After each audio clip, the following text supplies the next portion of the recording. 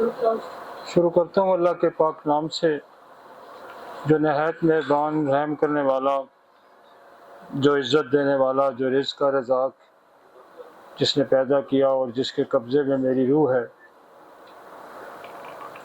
हमारा जो लेक्चर की सीरीज़ चल रही है वो रिसोर्स पे है, और आज जो मेरे पास टॉपिक, हम एक नया टॉपिक शुरू करने लगे हैं, और ये इसके 3-4 लेक्चर बनेंगे, और ये है basically role of resource in skin infections. जो स्किन की डिजीज़ हैं उनके अंदर रिसोर्स का क्या रोल है, और वो कौन कौन सी डिजीज़ हैं उस पर बात होगी इंशाल्लाह। और ये मैं आपको बताऊं कि ये बहुत बड़ा आम टॉपिक है। जो स्किन का जो मसाइल हैं बेसिकली ये लोकल मसाइल नहीं होते, ये इंटरनल मसाइल होते हैं, और इसको अच्छी तरह समझा जाए तो दुनिया जो है, क्योंकि ये इंसान का पर्सपेक्टिव है, एक आउटर सारा जो इंसान की खूबसूरती है, इंसान की जो प्रोटेक्शन है वो स्किन में होती है। तो अगर हम इसकी डिजीज़ को, क्योंकि एनिमल ने स्किन डिजीज़ पे लोकल एप्लीकेशन को बड़ी सख्ती से ममानत की हुई है कि लोकल एप्लीकेशन इस पर ना करें, क्योंकि ये जो आपको नज़र आ रहा है फोड़ा फिंसी या कोई भी जो एबनॉर्मलिटी जो स्किन पे होती है, ये बेसिकली एक इंटरनल मसाइल हैं, और इंटरनल मसाइल बहुत सारे हैं। स्किन की डिजीज़ बहुत बड़ा टॉपिक है, इस पर एक पूरा स्पेशलिस्ट होता है, और लेकिन इसके बावजूद भी इंसान जो है वो इसको नहीं समझ पाता। एक स्पेशलिस्ट होता है, कॉस्मेटिक सर्जरी इस पर बहुत सारी हो रही होती हैं। तो बड़ा, और होम्योपैथी दुनिया की वाइड साइंस है कि जो स्किन डिजीज़ पे बड़ी अच्छी दस्तरस रखती है, और उसका बड़ा मकाम है अगर आप इसको समझें। स्किन पे हम बड़ी डिटेल बात करेंगे। फ़िलहाल हमारा आज इंट्रोडक्शनरी लेक्चर है, और हम कुछ डिजीज़ पे भी आज बात करेंगे, लेकिन पहले हमें ये समझना है कि स्किन का फंक्शन क्या है, स्किन होती क्या है, और इसका रोल क्या है, बॉडी में कितना रोल है। और टॉपिक पे जाने से पहले, और मैं आपको ये बताऊं कि ये बहुत ही आम टॉपिक, ये जो सीरीज़ अभी हमारी शुरू हो रही है, जितनी भी सीरीज़ हमने पहले भी की हैं बड़ी आम थी, लेकिन ये चूँकि इंसान की शख्सियत जो अपीयरेंस ही नज़र आती है कि उसको बड़ा मुतासर करती है स्किन, तो इस पे लोग हज़ारों करोड़ों रुपए खर्च करते हैं। तो होम्योपैथिक जो सिस्टम ऑफ साइंस है, और उसकी बड़ी अच्छी ग्रिप है और बहुत अच्छी दस्तरस है, और मैं जितनी भी डिजीज़ है, हम चाहे 3-4 लेक्चर हो जाएं, हम इंशाल्लाह कोशिश करेंगे कि हम इसको कवर करें। और आज जो मेरे पास अफ्रोज़म है वो 239 है। 239 में वो ये कहता है, चूँकि तकरीबन हर दवा अपने खालिस अमल में एक ख़ास मुनफरद बुखार और यहाँ तक कि एक किस्म का वक्फादार बुखार पैदा करती है, जिसकी अलामत दूसरी दवाओं से पैदा होने वाले तमाम बुखारों से मुख्तलिफ होती हैं। इसलिए दवाओं की वसी दायरे में कुदरती वक्फादार बुखारों की तमाम अक़साम के लिए होम्योपैथिक इलाजात दस्तयाब हो सकते हैं, और ऐसे बहुत से बुखारों के लिए तो सेहतमंद अफराद पर पहले से आजमाई गई अद्वियात के ज़ख़ीरे में भी इलाज मौजूद है। असल में एनिमल हमेशा ये कहता है कि दवा वो इस्तेमाल करें जो इंसानों पे प्रूव्ड है, और वो दवा कभी ना इस्तेमाल करें कि जो प्रूव है। लॉ ऑफ सिमिलर भी यही कहता है कि एक डिजीज़ है और एक ने जो दवा आपने प्रूव की है, जिसको वो दवा का नाम भी नहीं देता, बल्कि वो कहता है ये आर्टिफिशियल डिजीज़ है, तो वो इंसानों पे प्रूव होनी चाहिए। आप इंसानों पे कोई नए तजर्बात ना करें जो वॉलंटरली लोगों ने तजर्बात करके प्रूव किए हैं, तो क्योंकि बड़े ख़तरनाक अमराज भी होते हैं, और इंसान बच्चे से लेके बूढ़े तक उसकी वर्टैली किसी की कमज़ोर है, किसी की सख्त है, तो आप ऐसे ही बीमारों पे तजर्बात ना करें, बल्कि सेहतमंद पे जो तजर्बात होते हैं कि सेहतमंद आदमी पे तजर्बात हो तो कुछ हो, तो उसके लिए उसने साइड इफ़ेक्ट्स का या उसका एंटीडोट का भी अप्रूवर ने बंदोबस्त किया होता है। तो लेकिन जब आप वो गैर तस्दीक शुदा या गैर जो तहकीक शुदा और या जो उससे कोई मशाहिदाती अमल से गुजरी हुई ना दवा होगी, तो वो इंसान की जान भी ले सकती है, उसके लिए खतरे का सबब भी बन सकती है। यहाँ वो कहते हैं कि हर जो बुखार है उसकी बड़ी डिफरेंट नोयतें होती हैं। मतलब टाइफाइड बुखार है, मलेरिया बुखार है, स्कारलेट फीवर है, टीबी का बुखार होता है और कई सेप्टिक्सीमिया का बुखार है, तो डेंगू बुखार है, ये कई बुखार हैं। तो उन हर किस्म के बुखारों की अलग-अलग दवाइयाँ होती हैं। अब और कुछ दवाइयाँ ऐसी भी होती हैं जो कॉन्स्टिट्यूशनल दवाइयाँ होती हैं, उनको भी हम डिफरेंशिएट करके दे सकते हैं। तो वो कहते हैं इसका दायरा बड़ा वसी है, इसका दायरा बड़ा वसी है और बेसिकली एक दवा से दूसरी दवा को समझने के लिए ज़रूरी है कि वो उसको आपस में डिफरेंशिएट करें। उसकी वो डिफरेंशिएट कहाँ होगी?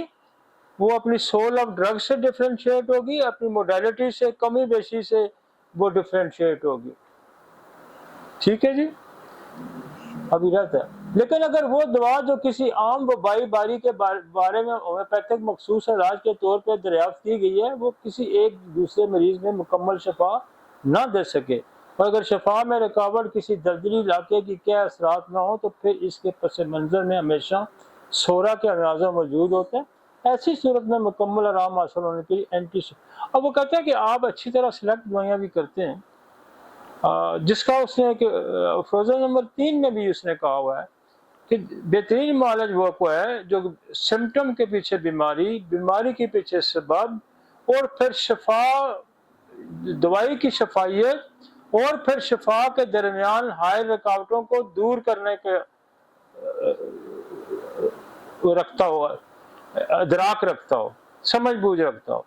अब वो कहते हैं कि ये बेशक आपको वो उसकी ड्रग पिक्चर पूरी मिल रही है दवाई की, लेकिन दवाइयाँ फिर भी काम नहीं करती। तो फिर वो कहते हैं कि यहाँ एंटीसोरिक दवाई का इस्तेमाल करके फिर वो दवाई दें तो आपकी दवाई काम करेगी। मसलन जैसे बाद दफ़ा नहीं बुखार ठीक होते तो हम सल्फर 30 की एक डोज दे देते हैं तो मरीज केस क्लियर हो जाता है। बाद दफ़ा ट्यूबर भी एंटीसोरिक है, क्रॉनिक ऑफ सल्फर है, तो आप ट्यूबर की एक डोज देते थे तब भी केस क्लियर हो जाता है। तो वो ये बात कह रहा है कि एंटीसोरिक अद्वियात इस्तेमाल करनी चाहिए कि जब आपका केस क्लियर नहीं हो रहा, आपने अच्छा खाका भी तैयार किया, आपने दुरुस्त दवा भी तजवीज़ की, लेकिन इसके बावजूद दवाइयाँ काम नहीं करती। तो हमने ये लंबी से जो नसोड की सीरीज भी है, इसका भी यही है कि जिस वक्त जब डॉक्टर हनीमन ने ये फ्रोजम लिखा था उस वक्त इतने नसोड नहीं मौजूद थे, तो उसने इसलिए उसने कहा था अब तो हमारे एंटी ट्यूबरकुलोसिस है, फंगल के नसोड्स आ गए, मलेरिया का नसोड है, टाइफाइड का नसोड है। तो इस नीयत के जब बुखार होंगे, टाइफाइड आपसे नहीं ठीक हो रहा तो आप टाइफाइडिनम दें, जब टीबी का बुखार ठीक नहीं हो रहा तो ट्यूबरकुलोनियम दें, मलेरिया का नहीं ठीक हो रहा तो मलेरिया आफ दें, डेंगू का नहीं ठीक हो रहा डेंगू दें, खसरे का बुखार है तो नहीं ठीक हो रहा तो मार्बिलिनम दें। तो हमारे पास बहुत अब तो बड़ी रेंज है और ये उसने गुंजाइश छोड़ी है कफ्रोजम में कि जब हमारे पास हज़ारों दवाइयाँ प्रूव हो जाएंगी तो फिर हम हज़ारों मर्ज़ों का इलाज करने में हमारे लिए आसानी होगी। ठीक है जी, ये अफ्रोज़म इस बात का अहाता करता है कि आप जब फंसेंगे, जब आप मुश्किल में फंसेंगे तो आपने इंटरकरेंट रेमेडी का या सोरिक मेडी का या एंटीसाइकोटिक मेडी का, एंटीसिफिलिटिक मेडिसिन का आप इस्तेमाल करेंगे। ठीक हो गया जी।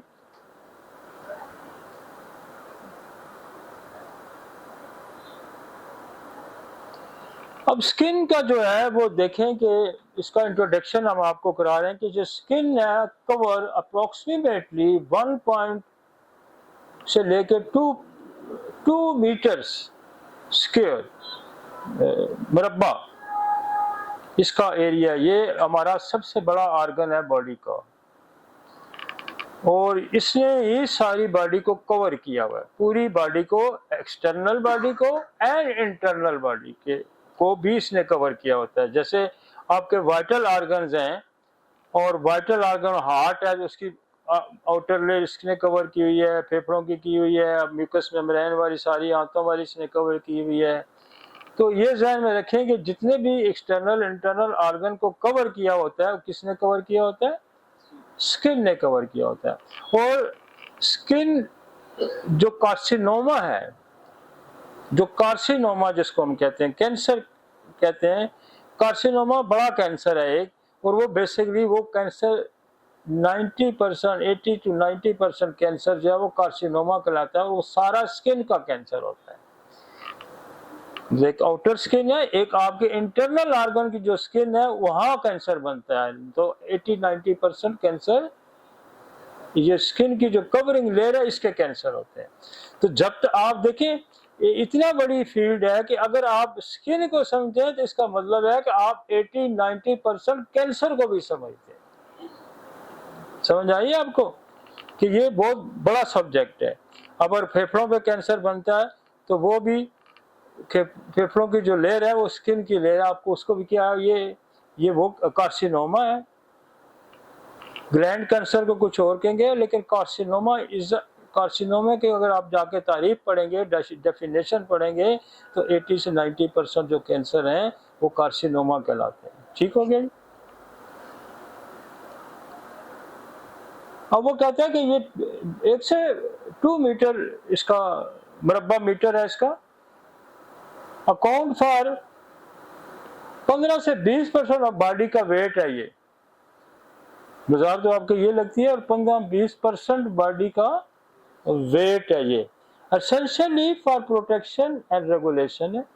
इसका काम क्या है? बुनियादी तौर पर इसका काम यह है कि ये आपकी बॉडी, बाकी बॉडी को प्रोटेक्ट करती है। अब देखें ना, स्किन अगर खुली हो जाए तो हर किस्म का बैक्टीरिया एंटर जाएगा।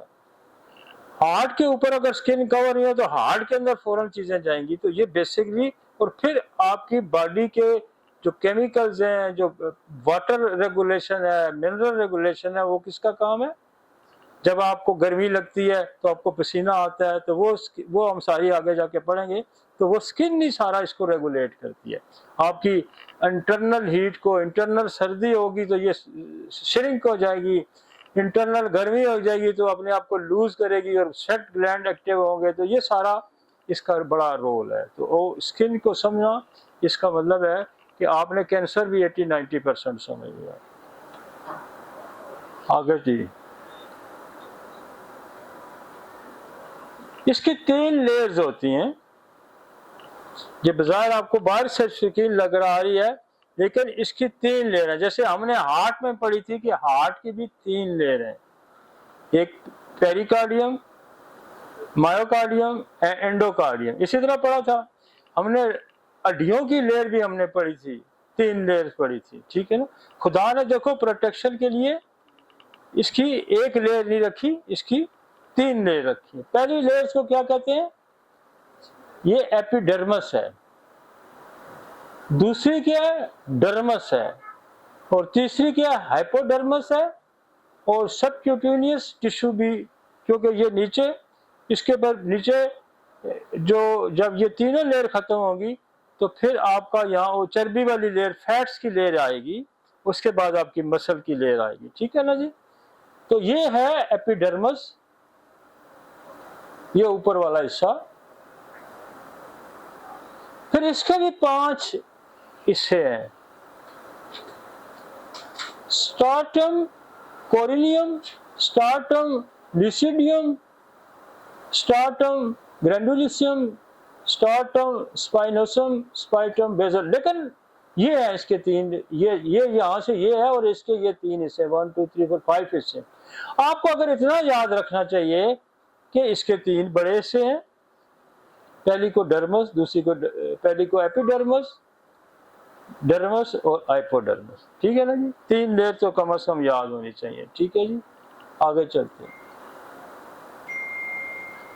अब ये देखिए, उसने बिल्कुल ब्लॉक भी मैं बना के आपको बता दिया है। पहली क्या है? एपिडर्मस है। और यहाँ क्या है? इसके अंदर ही पोर्स होते हैं आपके, ये जो जहाँ से पसीना बाहर होता है, ये यहाँ से ही इसके अंदर पोर्स हैं। उसके बाद डर्मा है। डर्मा बड़ा आम स्किन का हिस्सा है, बहुत अहम हिस्सा है, क्योंकि इसमें सबसियस ग्लैंड पाया जाता है। ये ग्लैंड क्या करता है कि ये है ये ग्लैंड, ये आपका जो फॉलिकल होता है, जो बाल जहां से निकलता है, उस रूट को ये ग्लैंड सिक्रीशन प्रोवाइड करता है, और ताकि वो उसके अंदर लुब्रिकेशन हो, वो खराब ना हो, और बाल सही तरीके से उगे, और वहां से स्वेट भी बाहर जाए। और उसका अगर जो पिंपल्स बनते हैं जो बॉडी पे, वो बेसिकली ये सेप्ट्यूसिस ग्लैंड्स की खराबी की वजह से बनते हैं। और अगर ये बंद होगा तो यहां से जहां से ये बाहर आ रहा है तो यहां ही पिंपल बनेगा, समझ। तो इसकी ब्लॉकेज, इसके अंदर इंफेक्शंस क्या सबब बनेगा, पिंपल का भी सबब, और बालों की ग्रोथ वो भी इसका सबब बनेगी। तो जहां बालों की ग्रोथ रुकती है, बालों के अंदर कोई मसला आ जाता है, जहां आपका वो पिंपल्स बनते हैं, तो फिर हम जो काम करते हैं इस लेक्चर में मैं आपको बताऊं कि फिर हम इस ग्लैंड पे काम करते हैं, इसकी सिक्रीशन को हम जो सही करते हैं, जो थिक होगी, गाढ़ी होगी, जिसने रास्ता बना दिया। देखें ना कितना खूबसूरत मैकेनिज्म है। अगर आप इसको समझते हैं तो फिर आप इसको ठीक करने के हम क्या करते हैं, फिर यहाँ हम एंटी बैक्टीरिया जो भी होगा वो लगाएंगे, फिर हम ग्रेफाइट इसको क्लीन करने के लिए लगाएं, पल्साटीला लगाएंगे, फिर आपकी जो काली ब्रोमेटम है काली, तो वो दवाइयाँ काम करेंगी। लेकिन यहाँ पहले इस मैकेनिज्म को समझना जरूरी है। इतनी खूबसूरत साइंस है होम्योपैथी, इतनी खूबसूरत साइंस है होम्योपैथी, इसी मैकेनिज्म पे दवाइयाँ भी मौजूद है। कोई तुक्के से लोग कोई बरबरस दे रहा है, कोई गन पाउडर दे रहा है, कोई क्या दे रहा है। जब आप इस मैकेनिज्म को समझेंगे तो फिर बात बनेगी। अब आप उसके नीचे ये देखें, ये साइड पे राइट पे क्या पड़ा हुआ है, स्वेट ग्लैंड है। स्वेट ग्लैंड एक्टिवेट उस वक्त हो जाता है कि जब इंटरनली बॉडी के अंदर हीट हो जाए, तो ये क्या करेगा, स्वेटिंग ग्लैंड एक्टिवेट होगा और इसको स्किन को फैलाएगा, और इंटरनल जो है वो स्वेटिंग को बाहर लाएगा। और बॉडी के जब स्वेटिंग अंदर से पानी की कमी होगी, उसके जो रेगुलेट करेगा, तो बॉडी के अंदर गर्मी का प्रेशर कम हो जाएगा। तो ये क्या करता है, स्वेट ग्लैंड। इसके नीचे ये देखें एयर, ये तो वही है, ये वही ग्लैंड है सबक्यूसियस ग्लैंड, जिसके नीचे ये एयर फॉलिकल्स भी बनते हैं। और ये देखें बिल्कुल ये लुब्रिकेंट होता है, इस सिक्रीशन का, ये सिक्रीशन यहाँ पैदा हो रही है और ये इसको लुब्रिकेट कर रही है।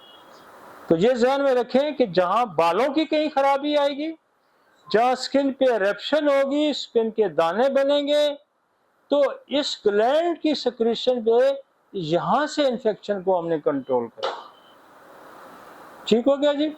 और इसके नीचे हाइपोडर्मस पड़ा हुआ है। हाइपोडर्मस, ये येलो कलर की आपको लेयर नजर आ रही है, ये चर्बी होती है जहां, जिसको फैट्स यहाँ होते हैं, जहां फौरन यहाँ जब एनर्जी की जरूरत पड़ती है, ये फैट यहाँ से डिजॉल्व होते हैं तो आपको एनर्जी सप्लाई करते हैं। और उसके नीचे देखें ये मसल पड़ा हुआ है। आगे जी समझ। अब जब इससे एनाटॉमी को, इसकी एनाटॉमी को और फिजियोलॉजी को आप समझ गए, इसकी एनाटॉमी को, इसकी फिजियोलॉजी को आप समझ गए, तो फिर आप इसकी पैथोलॉजी को समझेंगे कि यार यहाँ खराबी कहाँ कहाँ आ गई। अब बाद लोगों के स्वेट ग्लैंड काम नहीं करते और गर्मी में वो रह ही नहीं सकते। बाज लोगों के स्वेट ग्लैंड बाद दफा काम भी करते हैं, ये पोर्स बंद होते हैं, तो फिर भी वो गर्मी नहीं। तो जब सर्दी होगी तो ये श्रिंक करेगी, जब गर्मी होगी तो ये फैलेगी। ठीक है जी। और ये सारा थर्मल पे इसका दारोमदार होता है। और ये सारा थर्मल पे क्या दारोमदार होता है कि सूरज की जो अल्ट्रावायलेट रेज हैं, ये उसको भी बड़ा रिस्पांस करती है। इसके अंदर अब मेलानिन एक लेयर आएगी, वो आगे शायद किसी इसमें दिखाया होगा, कि जो आपका स्किन का कलर बनाती है, छांव पैदा करती है, जो छांव पैदा करती है। आगे चलते हैं।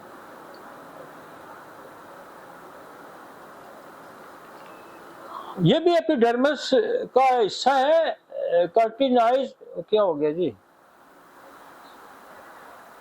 Starfish scomoepithelium contain keratinocytes, melanocytes, langulocytes, cells, markers। अब ये जो देखें ये melanocytes है, ये आपका स्किन का कलर बनाती है, ये आपका तो जो स्किन का कलर बनाती है।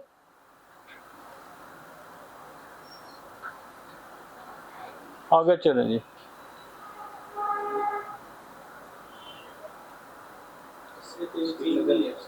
ये वही है, आगे चलते हैं।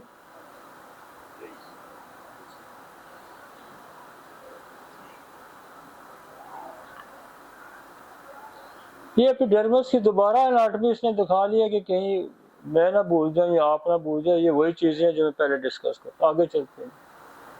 अब डर्मस है, डर्मस क्या है कि ये पेपिलरी डर्मस है, रेटिकुलर डर्मस है और कंटेन ब्लड वेसल्स है, नर्व्स।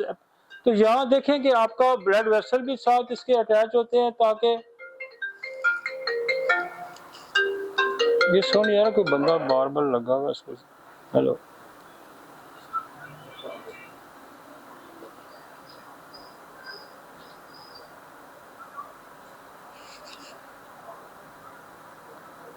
आगे चलें जी।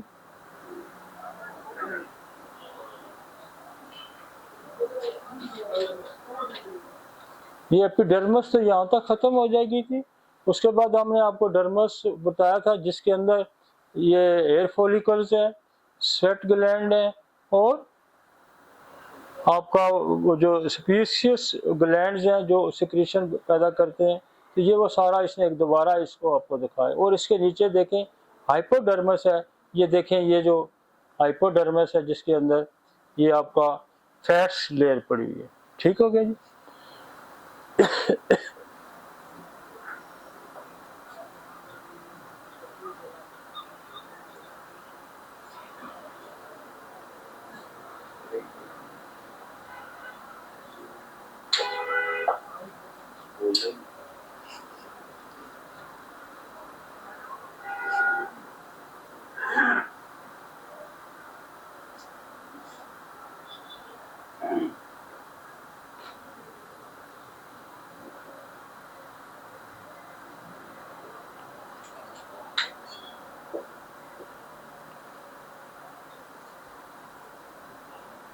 अब ये देखें कि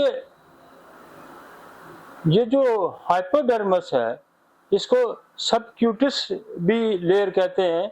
यहाँ देखें आपकी आर्टरीज पड़ी है, यहाँ आपकी वेन्स पड़ी है, यहाँ देखें वो इंडोक्राइन वो उसको पास करके आ रहा है। तो ये फैट्स टिश्यू आपका पड़ा हुआ है और हेयर फॉलिकल्स ये थोड़े से ऊपर इसके सारा। तो ये सारा वो एरिया है और ये पूरी एक फैक्ट्री है, स्किन पूरी एक फैक्ट्री है। आगे चलते हैं।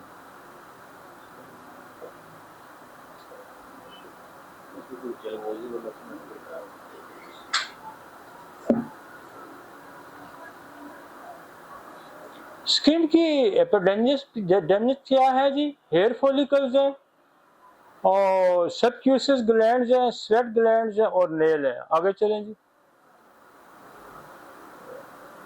अब हेयर फॉलिकल्स क्या प्रोड्यूस हेयर शाफ्ट है associated with the articular muscles हैं। और ये वो पहले भी मैंने आपको सारा बताया कि ये बेसिकली ये। आगे चलते हैं जी। अब ये वो कहते हैं कि सबक्यूस ग्लैंड्स का क्या काम है, प्रोड्यूस सीबन। सीबन क्या है, एक ऑयल तरह का एक चीज पैदा करता है जो आपकी रूट्स है, जो बालों की जो रूट है उसको लुब्रिकेट करता है। और अगर ये लुब्रिकेट नहीं होगा तो फिर बाल भी गिरना शुरू हो जाएंगे और फिर यहाँ पिंपल्स भी बनना शुरू हो जाएंगे। ठीक हो गया जी। आगे आगे जी स्वेट ग्लैंड, इसको एक्सक्रीन ग्लैंड भी कहते हैं फॉर थर्मो रेगुलेटरी के हीट को सर्दी को। थर्मल किसको कहते हैं, टेम्परेचर रेगुलेटर जो होता है। तो इसका काम क्या है, ये आपके बॉडी के टेम्परेचर को रेगुलेट करता है। और ये ग्लैंड खुदा ने देखें स्किन के बिल्कुल दरमियान वाली लेयर के अंदर ये लगाया हुआ है। Apocrine gland active after the puberty, और ये जो एपोक्राइन ग्लैंड है ये आपका जब प्यूबर्टी हो जाती है तो फिर ये एक्टिव हो जाता है। आगे चलते हैं। फंक्शन ऑफ स्किन क्या है? पहला फंक्शन खुदा ने इसको में अंदर ये दिया कि ये प्रोटेक्शन करती है, और प्रोटेक्शन खुदा ने सबसे ज्यादा जरूरी क्या समझी है कि जो सूरज की जो रोशनी है, अल्ट्रावायलेट रेस को इसने प्रोटेक्शन दी है, वगरना इंसान को जिस्म के अंदर अल्ट्रावायलेट रेड के उसको तबाह और बर्बाद कर देता। तो उसने ये जो मेलानिन स्किन की बनाई है कि ये बिल्कुल छांव बनाई है स्किन पे और उसको प्रोटेक्शन दी है। तो ये खुदा ने एक पहले जो स्किन बनाई थी वो बिल्कुल वाइट थी, फिर उसको उसने कलरिंग की है, जो मेलानिन जिसको कहते हैं, मेलानोसाइट सेल भी हैं जो स्किन को कवर करते हैं। उसके बाद इसका बड़ा काम जो है वो थर्मल रेगुलेशन है कि आपके टेम्परेचर को ये रेगुलेट करती है, सर्दी गर्मी को यहाँ से ही रेगुलेट किया जाता है। फिर सेंसेशन है कि आपकी स्किन जो है ये आपको ठंडे गर्म की हर चीज की सेंस देती है। तो सेंसेशन जो इसके अंदर जो नर्वस सिस्टम लगा हुआ है वो हर किस्म की आपको यहाँ सेंस भी देता है। नीचे नर्व, सब नर्व जितने भी नर्व हैं वो नर्व एंडिंग आके स्किन पे होती है, और यहाँ से, और इवन हम जब मैं अक्सर रमजान में या बंदा जो ओरली दवाई नहीं ले सकता तो हम स्किन पे ही डालते हैं और वो स्किन से ही स्टिमुलेट होके लोगों के काम करने शुरू होती है। ये हमने पहला तजर्बा कब किया था? बहुत साल पहले हमने रमजान में लोगों पे ये, और फिर वो वैसे भी हमने बहुत अच्छा काम करता है। बहुत सारे लोग ओरल दवाई खाने से भी सेंसिटिव होते हैं तो फिर हम उनको स्किन पे ही लगा देते हैं। और चौथा बड़ा फंक्शन इसका कि ये बॉडी के अंदर इम्यूनिटी, फर्स्ट इम्यूनिटी बैरियर क्या है? वो स्किन है। इस स्किन पे हजारों किस्म के बैक्टीरिया वायरस टकराते हैं और ये इसके खिलाफ खुदा ने यहाँ एक रेजिस्टेंस लगी हुई है, और ये जब रेजिस्टेंस खत्म होती है तो फिर आपकी इंटरनल म्यूकस मेम्ब्रेन के अंदर रेजिस्टेंस है, फिर आपका एक पूरा लिम्फेटिक सिस्टम है उसके अंदर, ये टॉन्सिल्स हैं, ये आपके एडिनाइड्स हैं, ये पूरा एक सिस्टम, और फिर अल्टीमेटली जो आपका ब्लड है, ब्लड के अंदर WBC हैं, उसके अंदर सारी ये इम्यूनिटी खुदा ने रखी है। तो फर्स्ट बैरियर जो है इम्यूनिटी का वो क्या है? वो स्किन है। इतनी बातें ठीक होगी जी? मतलब कहने का कि हम ये समझ लें कि 3 किस्म की हमारी लेयर है। पहली लेयर को हम एपिडर्मिस कहेंगे, फिर डर्मिस, फिर हाइपोडर्मिस। पहली का काम है ऊपर वाली सेंसेशन और प्रोटेक्शन है, उसके नीचे ग्लैंड काम कर रहे हैं, 2 बड़े आर्म ग्लैंड लगे हुए हैं, एक सबक्यूसिस ग्लैंड है, एक स्वेट ग्लैंड है, और उसके नीचे फिर आपकी नर्व्स एंडिंग वो सारा वो पड़ा हुआ है, और फिर आपके नीचे वहाँ आपकी जो बेस में जो फैट्स लेयर पड़ी हुई है। तो स्किन आपकी बॉडी को, और जब देखें कि 60% स्किन बर्न हो जाती है, ये जब 60% स्किन बर्न हो जाती है तो फिर बंदे का जीना मुश्किल हो जाता है। 60% जब स्किन बर्न हो जाए तो फिर कहते हैं बंदा नहीं बचता। तो इसकी अहमियत आपको समझ आई कि जब ये 50-60% से अबव बर्न हो जाएगी तो फिर सर्वाइवल भी बड़ा मुश्किल होता है। तो इसकी मौजूदगी इंसान की जिंदगी है। अब बैरियर क्या है अगेंस्ट द ट्रॉमा? कोई भी ट्रॉमा होता है तो सबसे पहले स्किन उसको फेस करती है। प्रिवेंट माइक्रोबैक्टीरियल इन्वेजन, तो कोई भी माइक्रोबैक्टीरिया पैथोजेंस जब एंटर होता है तो उसको ये प्रिवेंट भी करती है, प्रोटेक्ट भी करती है, एंड रिड्यूस वाटर लॉस। ठीक हो गया जी? थर्मोरेगुलेशन में क्या काम है जी? स्वेटिंग है, वेसोडाइलेशन है, आपकी वेसल्स के अंदर डायलेशन करती है, फैला देती है, श्रिंक भी करती है, फैला भी देती है। वेसो कंस्ट्रक्शन जब उसने लिखा कि श्रिंक कर देती है।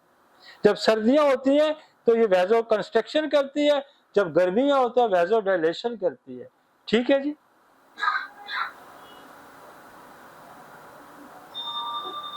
ये सारा वही जो बात है कि उसने थर्मो रेगुलेशन की, जिसने अभी हमने डिस्कशन की है, वो सारी बात उसने दोबारा दोहराई है। ठीक हो गया जी? सेंसरी फंक्शन इसका बड़ा आम है, आपको पेन की सेंसेशन, आपको गर्मी की सेंसेशन, आपकी सर्दी की सेंसेशन, ये सारी सेंसेशन टच, कोई भी हीट टच करेगी, कोई ठंडा होगा, कोई भी चीज टच करेगी तो यहाँ आपको सेंसेशन, कोई कोई प्रिक करेगा, कोई बाइट करेगा, तो कुछ भी करेगा तो इसमें सबसे पहले आपको इसके नीचे जो है सेंसरी नर्व्स पड़ी होती है, हमारा पेरिफेरल, हमारा सेंसरी नर्वस सिस्टम है जो यहाँ से मैसेज लेके ऊपर ब्रेन में जाता है, that is called sensory nervous system. और सेंसरी नर्वस सिस्टम की तमाम एंडिंग जो है, जब आपको पेन भी होता है ना तो यहाँ एक केमिकल रिएक्शन होता है, वो रिएक्शन के साथ ही नर्व एंड पड़ी होती है और वो मैसेज लेके जाता है, बर्निंग पेन है, कटिंग पेन है, थ्रॉबिंग पेन है, हैमरिंग पेन है, कौन सा पेन है, या इतनी तेज सेंसेशन है कि आपको ये एहसास हो जाता है कि ये जलनदार दर्द है, ये सुइयां चुभ रही है, प्रिकिंग हो रही है। तो क्या कौन सेंसेशन देता है, यहाँ स्किन के नीचे नर्व्स पड़े होते हैं, वो नर्व सीधे सेंसेशन लेके ब्रेन में जाते हैं। और जब पेरिफेरल न्यूरोपैथी हो जाती है, क्या होती है, डायबिटिक न्यूरोपैथी हो जाती है, या जो कोई ऐसी जैसे सेक्लोडर्मा हो जाता है, जैसे आपका कोड़ हो जाता है, तो वो सबसे पहले क्या डैमेज करती है, जब डायबिटिक, तो ये सेंसरी सिस्टम को डैमेज करेगी और फिर उसको ये नहीं पता चलेगा ठंडा गर्म है क्या है, जख्म हो गया, सांस नहीं होगा, तो फिर यहाँ से जख्म बनने शुरू हो जाते हैं। तो इसको समझना बड़ी जरूरी है कि जब बंदे का गैंग्रीन हो जाती है या जख्म खराब हो जाते हैं तो फिर क्या होता है कि सेंसरी सिस्टम वीक हो जाता है, वो रिस्पांस नहीं करता और आप उसको प्रोटेक्ट नहीं कर सकते, बॉडी उसको प्रोटेक्ट नहीं कर सकती। तो ये वो सेंसरी फंक्शन जो है, ये सबसे पहले इंसान का जो पेरिफेरल सेंसरी सिस्टम है, वो जब जैसे शुगर में सेंसरी सिस्टम वीक हो जाता है तो उसको एहसास नहीं होता जख्म हो जाएगा, जैसे सेक्लोडर्मा में भी यही होता है, तो फिर जख्म, जैसे आपका वो है कोड जिसको कहते हैं, जजाम जिसको कहते हैं, लिप्रोसी जो होती है, लिप्रोसी एक बैक्टीरिया के जरिए फैलती है, लेकिन वो भी क्या करती है, सेंसरी नर्व को तबाह कर देती है। तो इसीलिए कोड वालों के हाथों को जख्म बने होते हैं, पाँव पे जख्म बने होते हैं, समझ आ गई जी। तो ये वो निजाम फिर क्या करती है, ये पेन, प्रेशर, जब प्रेशर पड़ता है तो वो भी सेंस आपको देता है कि अब प्रेशर पड़ा है, स्किन ही प्रेशर को आइडेंटिफाई करता है। और फिर टेम्परेचर, ठीक हो गया जी। इसमें वो कहता है स्किन सेंसरी रिसेप्टर है, बेशुमार रिसेप्टर यहाँ लगे हुए हैं, रूट हेयर फ्लेक्सर्स है ये, और ये सेंसरी जो रिसेप्टर है ये जब वहां से आपको रिसीव करते हैं और फिर आपको ब्रेन तक इसकी सेंस पहुंचाते हैं। तो स्किन का हेल्दी होना, ये तीनों लेयर का हेल्दी होना आपकी बॉडी की बहुत बड़ी प्रोटेक्शन है। अगर ये हेल्दी नहीं है ना, यहाँ नर्व डैमेज है, इसके अंदर जो स्वेट ग्लैंड सही नहीं काम कर रहा, सेबिक्यूस ग्लैंड सही नहीं काम कर रहा, तो इसके नीचे आपकी फैट्स, जो एनर्जी सप्लाई पूरी फैट्स के अंदर पड़ी होती है, वो फिर डैमेज होगी, तो बहुत सारे मसाइल पैदा होंगे। ठीक है जी, आगे चलते हैं। अच्छा, विटामिन डी जो है वो यहाँ बनता है, ठीक है। विटामिन डी का जब अल्ट्रावायलेट रेस इस पे पड़ती है तो यहाँ से 7D हाइड्रोकोलेस्ट्रॉल, जिसको डी विटामिन D3 कहते हैं, यहाँ उसकी मैन्युफैक्चरिंग होती है और फिर जाके लिवर और अगला स्टेप किडनी में ये विटामिन D3 आपको प्रोवाइड करके आपकी बॉडी को देता है। तो वो भी स्टिमुलेट कहाँ से होगा, स्किन से होगा। वो तो उसके 3 स्टेप्स हैं कि ये 7D हाइड्रोकोलेस्ट्रॉल टू विटामिन डी, ये बहुत आम रोल है। और फिर अगला स्टेप क्या है कि ये लिवर, और फिर उससे अगला स्टेप क्या क्या है। तो विटामिन D3 जो है ये यहाँ से स्टिमुलेट होता है, और विटामिन D2 जो है वो बॉडी आपकी इंटरनली, ये बॉडी आपकी इंटरनली बनाती है, और विटामिन D जो 2 है वो आपको दूसरी स्पोर्ट से मिलता है। इम्पोर्टेंट फॉर कैल्शियम मेटाबॉलिज्म और विटामिन डी क्या है, ये आपके कैल्शियम को बहुत ज़्यादा इम्पोर्टेंट रोल है विटामिन डी का। ये स्टोमक में जाके जो आप खाते पीते हैं तो कैल्शियम वहाँ से रेगुलेट करता है। ठीक हो गया जी। ये चीज़ें मैं इसलिए बहुत सारे लोगों को पता होंगी, लेकिन हम इसलिए आपको बताएं कि हमें जब हम स्किन पे आगे जाके कहीं भी बात करेंगे तो आप बेसिकली आपको एनाटॉमी, फिजियोलॉजी, पैथोलॉजी का पता होगा कि ये बीमारी ने कहाँ असर किया, इस बीमारी, इस इन्फेक्शन ने कहाँ असर किया। तो आपको बेसिकली कोई इतना मुश्किल नहीं है, 3 लेयर्स याद करनी है, ग्लैंड की लेयर आपकी और ऑयल लेयर बनाने वाली याद करनी है। ठीक है ना जी। और आपकी नर्व एंडिंग यहाँ हो रही है, तो ये चीज़ें ही आपने याद करनी है। और जब आपको ये चीज़ें याद होगी तो जब आपकी डायबिटिक न्यूरोपैथी का कोई जिक्र करेगा, गैंग्रीन का कोई जिक्र करेगा, तो फिर क्या होता है कि यहाँ ब्लड सप्लाई नहीं है, यहाँ नर्व सप्लाई वीक हो गई है, तो ये चीज़ें बनती हैं। तो सबसे बेशुमार हमारी दवाइयाँ हैं ये जो इसके स्किन के इस फंक्शंस को रेगुलेट करती हैं, और इस फंक्शन को जब रेगुलेट करती हैं तो हम बड़ी डेंजरस डिजीज़ है। मैंने आपको पहले कहा ना कि इंसान का अगर जिस स्किन 60% बर्न हो जाती है तो उसका सर्वाइवल मुश्किल हो जाता है। तो स्किन का इसका मतलब है बड़ा रोल है। देखिए इसके उसने स्टेजेस दिए। अल्ट्रावायलेट रेज ने क्या किया, ये स्किन है, सनलाइट पड़ी इस पे, 7D हाइड्रोक्लोस्टेल यहाँ बनता है, और उसके बाद क्लोक्लिफाइड विटामिन 3 लिवर में जाके होता है। और ये जो विटामिन 2 है ये हमारा फूड इंटेक है, विटामिन D2। और उसके बाद ये 25 हाइड्रो विटामिन C3 ये यहाँ कहाँ प्रोसेस होता है, ये किडनी में प्रोसेस होता है।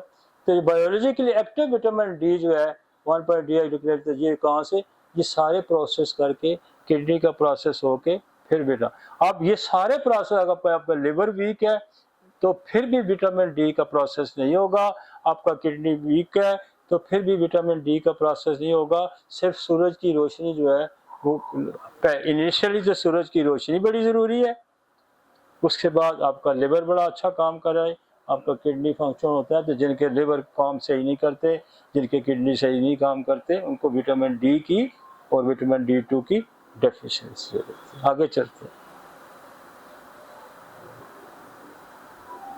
ये फिर वो प्रोसेस आपको बता रहा है कि ये रेज आ रही हैं और ये स्किन पे पड़ रही हैं और ये सारा सिस्टम एक्टिव हो गया।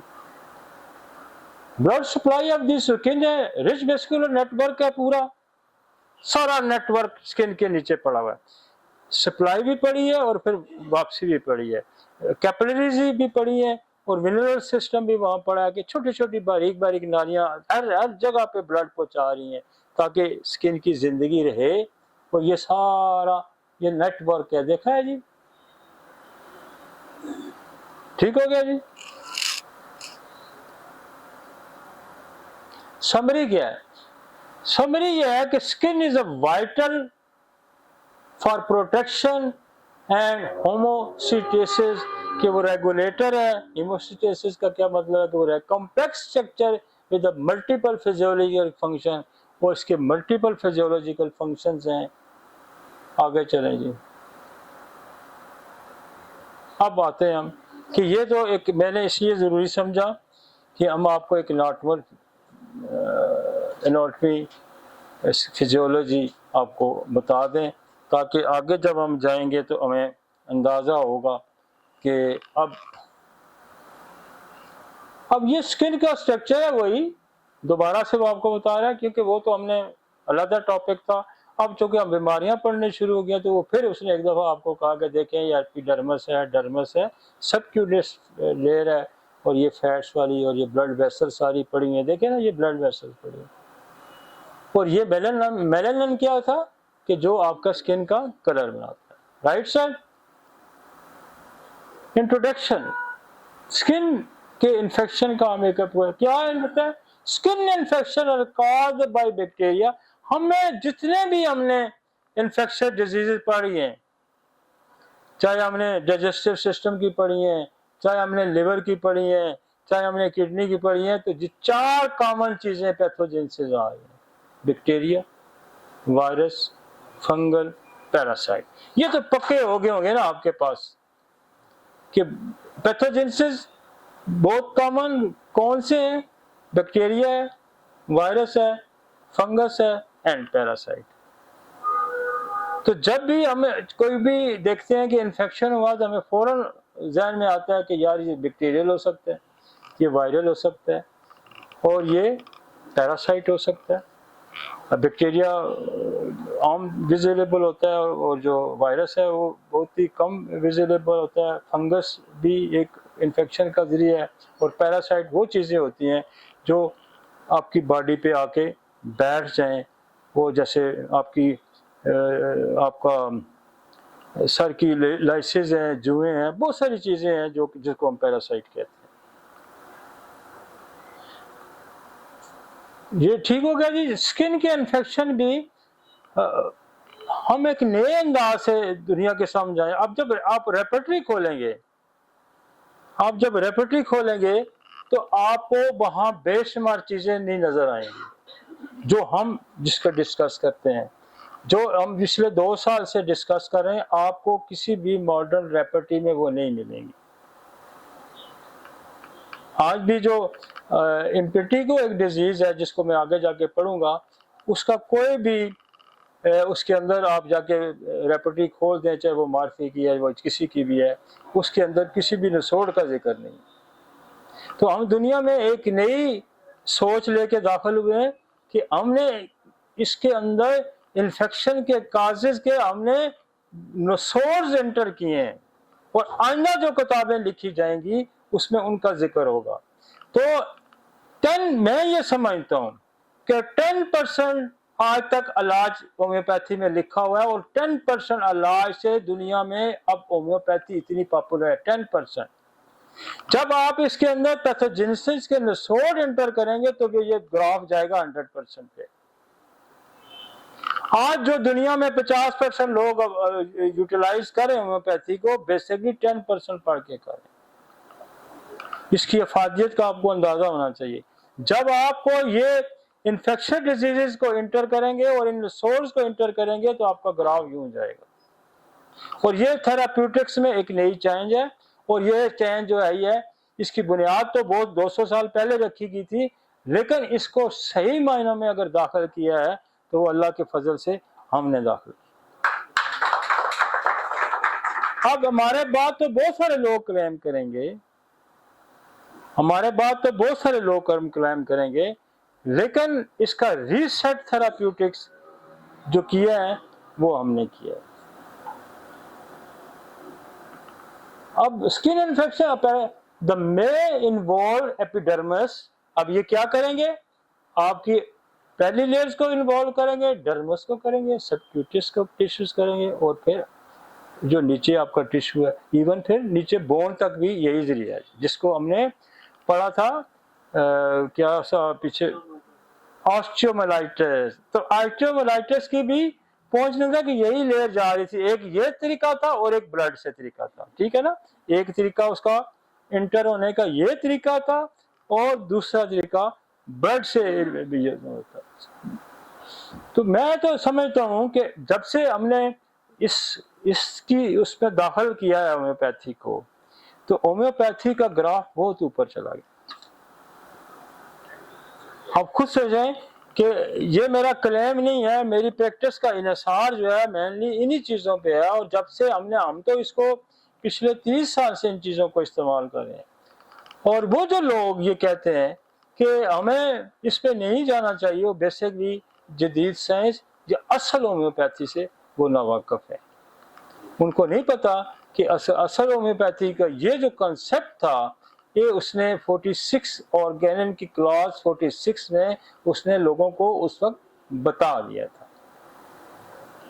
और उसने ऑर्गेनन की क्लॉज 78 में भी बड़ा वाज़ा कर दिया था दो टाइप की डिजीजेज हैं जिनको आप क्रोनिक डिजीजेज समझते हैं, वो क्रोनिक डिजीजेज नहीं है। एक तो हिस्सा उसका ये है कि वो डिजीजेज जो हैं आपकी लाइफस्टाइल की वजह से डिजीजेज हैं। जो असल क्रोनिक डिजीजेज हैं वो मियाज़मेटिक डिजीज है, और मियाज़मेटिक डिजीज के पीछे कॉजेज क्या है, इन्फेक्शियस कॉजेज हैं, और इन्फेक्शियस कॉजेज के पीछे क्या है, ये 4 बड़े पैथोजेंस है।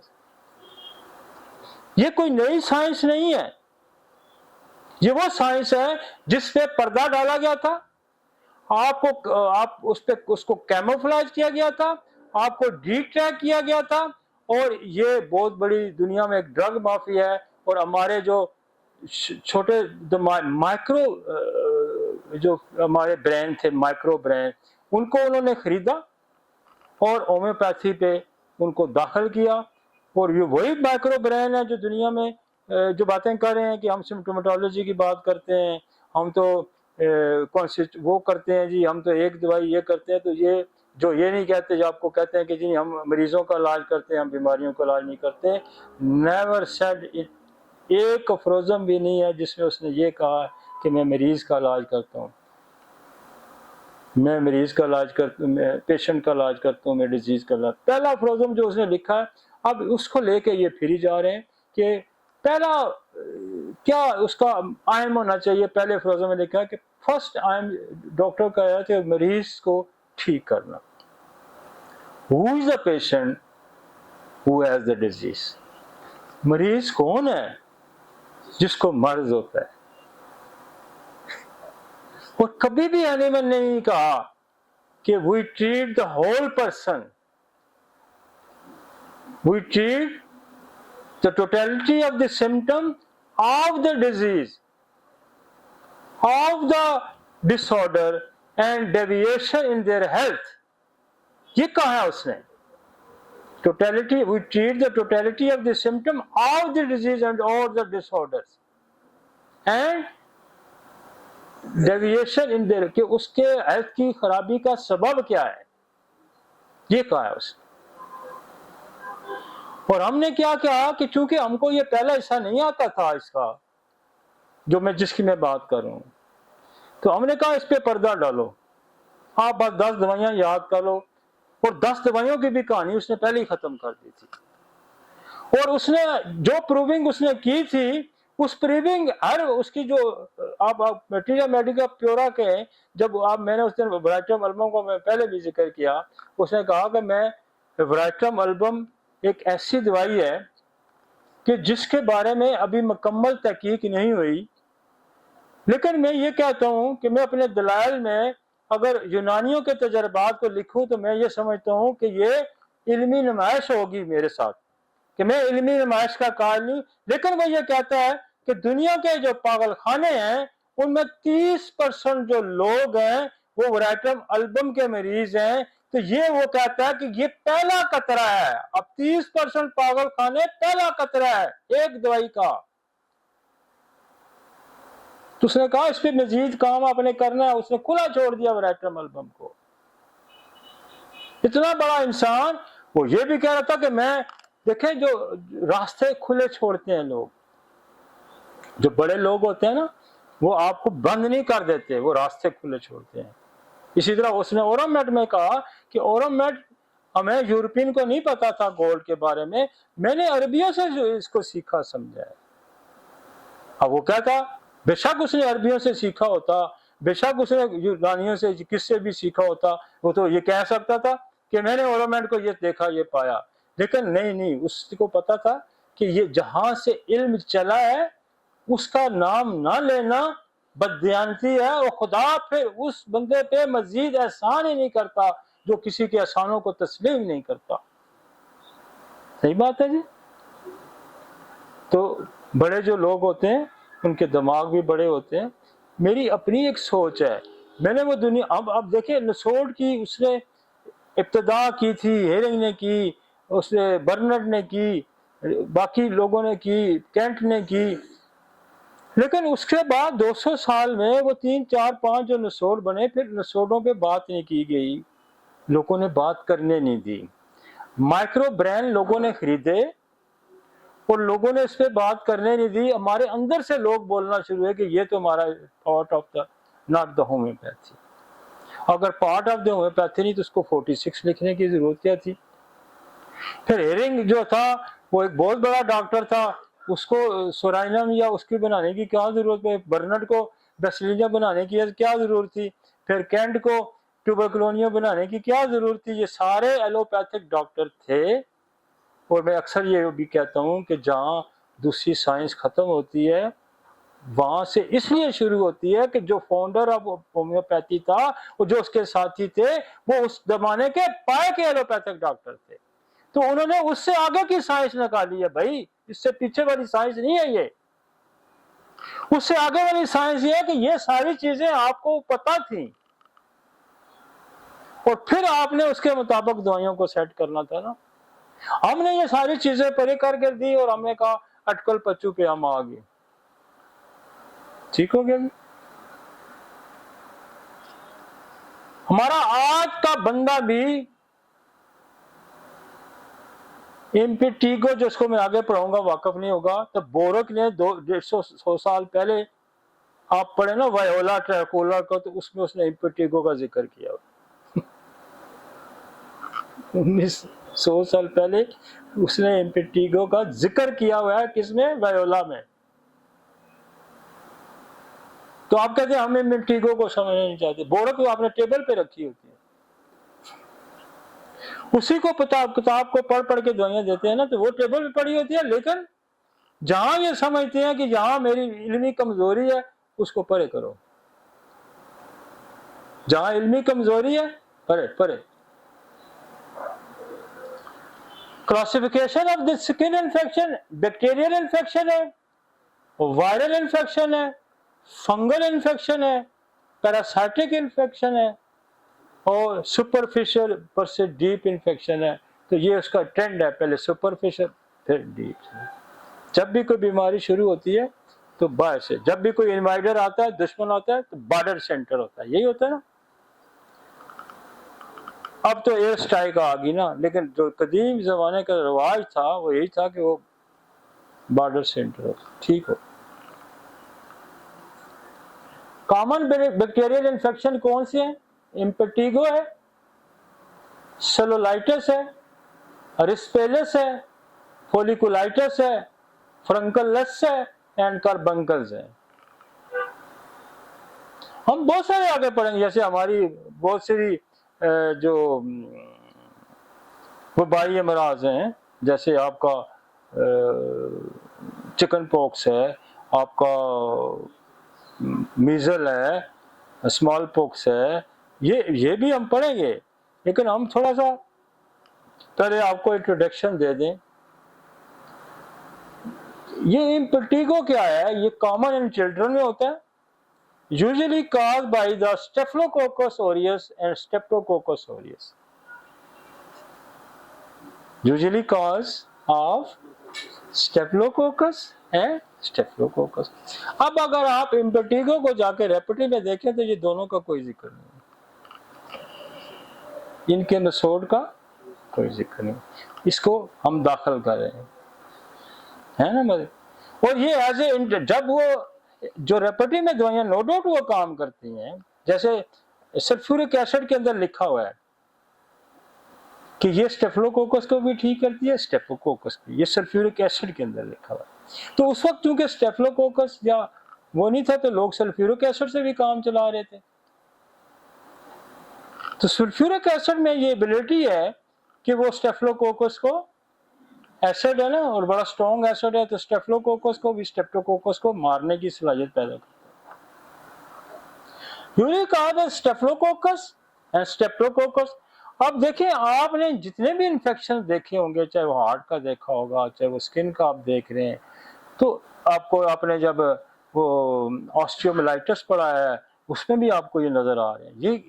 ये आपको, कल भी मेरे पास एक बंदा आया तो उसका बहुत पुराना जख्म था, तो मैंने कहा तो ये तो उसका, मैंने कहा ये तुम्हारा स्टेफिलोकोकस होगा। उन्होंने कहा किसी डॉक्टर ने कल्चर तो कराया था लेकिन हमारे पास रिपोर्ट नहीं है। मैंने कहा वेट करो, कल्चर की रिपोर्ट मंगाओ। तो कल्चर की जब रिपोर्ट मंगाई तो उसके अंदर स्टेफिलोकोकस ही था। लेकिन स्टेफिलोकोकस का एंटीबैक्टीरियल जो भी है एलोपैथिक में इलाज होता है, लेकिन वो उनके पास नसोड़ नहीं है।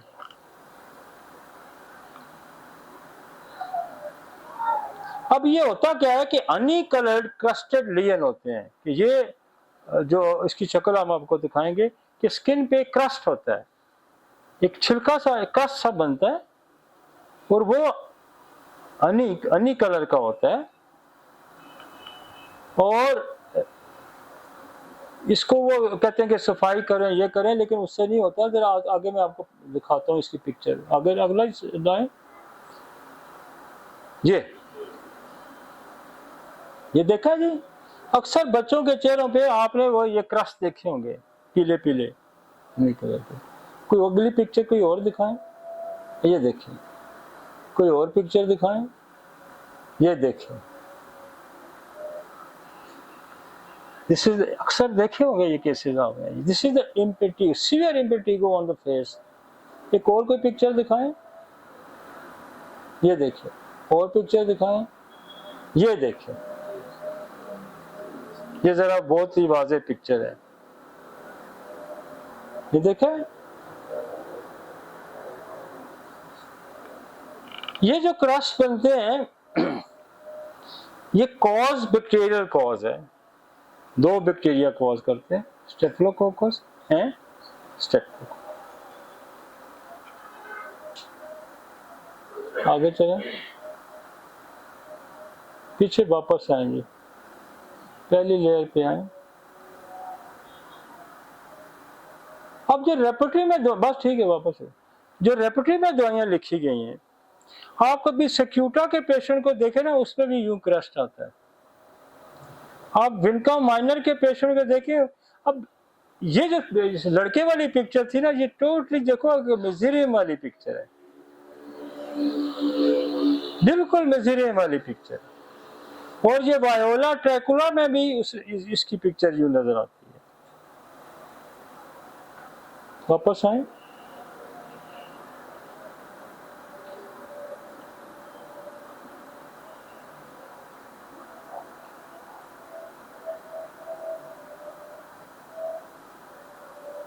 वो ये देखें। आपने पेशेंट देखे, हर बंदे ने ये मरीज देखा होगा, लेकिन आपको ये पता नहीं होगा कि ये मेरी मर्ज है क्या और इसका वजह क्या है। जो डॉक्टर नहीं है उसने भी ये मरीज देखा होगा, तो डॉक्टर ने भी देखा होगा, लेकिन लफ्ज इम्पेटिगो की पिक्चर ये है और इसका कॉजेटिव फैक्टर है। आप जब भी कोई दवाई देंगे, मसलन आप इसको चलो जी वायोला ट्रैकुला देते हैं, आप सिक्यूटा देते हैं, आप काली सल्फ देते हैं, आप इसको और भी जो भी मेजेरियम देते हैं, तो आपको उतने अच्छे रिजल्ट नहीं मिलते। लेकिन जब आप इसको स्टेप्टोकोकस लगा के देखेंगे, फिर देखें रिजल्ट कैसे। और मेरा ये मान है और मेरी क्लिनिकल प्रैक्टिस है, बात दफा अगली दवाई की जरूरत भी नहीं पड़ती, उसको स्टेफिलोकोकस ही ठीक कर देगा, उसको स्टेप्टोकोकस ही ठीक कर देगा। इतना स्ट्रॉन्ग सोर्स हैं कि उसकी जड़ को हिला के रख देगा। और ये ठीक कैसे होगा कि ये जब आप इसको देंगे तो आपकी बॉडी के अंदर जो एंटीबॉडीज हैं, ये जाके उसको अंदर फौज की तादाद बढ़ा देगी और ये इंटरनली थ्रू इम्यून सिस्टम इसको किल कर देगा। जब बैक्टीरिया किल हो जाएगा तो सारी स्किन रिवर्स हो जाएगी। ठीक हो गया जी, आए जी आगे। यहाँ रुके, हम जहां स्टेफिलोकोकस से और स्ट्रेप्टोकोकस से भी ये फेल हुए, तो हमने क्या किया, या एंथ्रेक्सिनम का इस्तेमाल किया। एंथ्रेक्सिनम क्या करती है कि इस स्किन के अंदर और जो मलेग्जेंसी की टेंडेंसी है उसको ब्रेक करके स्किन के सेल्स को इतना स्ट्रेंथन करती है कि और आपकी इम्यूनिटी को इतना स्ट्रॉन्ग कर देती है कि फिर जब आप स्टेफिलोकोकस देंगे और फिर आप ग्रेफाइट देंगे, फिर आप वियोला देंगे, तो यूं उठा के परे फेंक देगा। देखो ना, जब आपके पास इतनी स्ट्रॉन्ग मेडिसिन होंगी, किसी का भी डिफेंस मैकेनिज्म जब आपके पास, देखिए आप एटॉमिक पावर है, तो एटॉमिक पावर पे कोई चीज भी हमलावर होने से पहले खौफ खाएगी कि एटम बम ही ना चला दे, है ना, वो आपका डिफेंस। तो एंथ्रेक्सिनम बेसिकली ये वो वाइटल मेडिसिन है कि किसी भी इन्फेक्शन डिजीज की पावर को तोड़ने के लिए ये बहुत जरूरी है। और एक और हमारे पास मेडिसिन आ गई है जो स्किन की जो इन्फेक्शंस को ब्रेक करती है, इवन हम कैंसर में भी उसको यूज करते हैं, कार्सिनोसन मेलानोमा। कार्सिनोसन मेलानोमा। स्किन को प्रोटेक्शन बेसिलियम भी बहुत अच्छा देती है, स्किन को प्रोटेक्शन ट्यूबरकुलोनियम भी बहुत अच्छा देती है, क्योंकि ये सारे बैक्टीरिया के बड़े बैक्टीरिया हैं और ये छोटे छोटे जो लॉ ऑफ सिमिलर के तहत जो बड़ा बैक्टीरिया होता है वो छोटे बैक्टीरिया को खा जाता है। This is the law of similar. तो लॉ ऑफ सिमिलर के तहत क्या करते हैं कि हम बड़ा एक अप्लाई करते हैं और फिर वो ऑर्गेनिज्म में अप्लाई करते हैं। फिर पहली तो बात है कि यहाँ ही काम खत्म हो जाएगा और फिर अगर कोई काम रह गया तो फिर इंटम क्रूडम है, आर्सेनिक एल्बम है, ग्रेफाइट है, सेक्यूट है, इक्नेशिया है। अच्छा, मेलेंड्रिनम जो है ये भी नसोड है, ये किसका, स्मॉल पॉक्स को रोकने का है मेलेंड्रिनम, और ये भी यहाँ बड़ा अच्छा काम करता है। ठीक हो गया जी। और वालाज में लिखा हुआ है इम्पेटिगो की दवाई है। मेजीरियम यहाँ ऐड करनी थी, है आगे। मेजीरियम का आप देखें ना क्रस्ट, अगर आप उसको क्रस्ट को देखेंगे स्केबीज में बहुत आपको वो पिक्चर मेजीरियम की नजर आएगी कि ऊपर से लेयर आपको साफ नजर आएगी, उसको खेलेंगे तो नीचे पास पड़ी होगी। This is the scabies.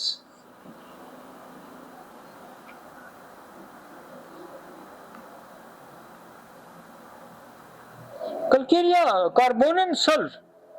Carbonium sulph ऐसी है एक दवाई है जिसके अंदर इतनी पावर है कि ये कैंसर बनने के अमल को रोकती है। आप बोरक में जाके इसकी आखिरी प्यारे की आखिरी से पहली लाइन पढ़े, उसमें उसने लिखा हुआ है कि ये कैंसर के बनने के अमल को रोकती है। तो ये जितने भी ये जो पैथोजेनेसिस हैं, ये अल्टीमेटली आपको जब आपकी ड्रग्स की रेजिस्टेंस पैदा हो जाएगी तो फिर ये आपको कैंसरियन की तरफ ले जाएंगे। जितने भी दुनिया में पैथोजेनेसिस है, इनकी कॉम्प्लिकेशन ही जाके कैंसर पे खत्म होती है। सल्फ्यूरिक एसिड का बहुत कम लोगों का वो इस्तेमाल है, लेकिन स्किन में अगर स्किन का जाके बोरक पे स्किन में ही पड़े तो ये बहुत बड़ी दवाई है। ये ट्रोमा की दवाई है और ये स्टेप्टोकोकस और स्टेफिलोकोकस को ठीक करने की दवाई है। जब हमारे अर्निका जैसे चोटें के निशान हमें नजर आते हैं, जब अर्निका नहीं ठीक करती तो हम उसको सल्फ्यूरिक एसिड देते हैं। और ये गैंग्रीन की भी दवाई है, और गैंग्रीन को मिलती है, यही उसके सोर्सेज हैं। यही जब ठीक नहीं होगी तो नीचे वाले टिश्यू में चली जाएगी, उससे नीचे चली जाएगी, ब्लड सप्लाई को रोकेगी कि नेक्रोसिस होगा, फिर गैंग्रीन बन जाएगी। आगे जी ठीक होगा इम्पेटिगो।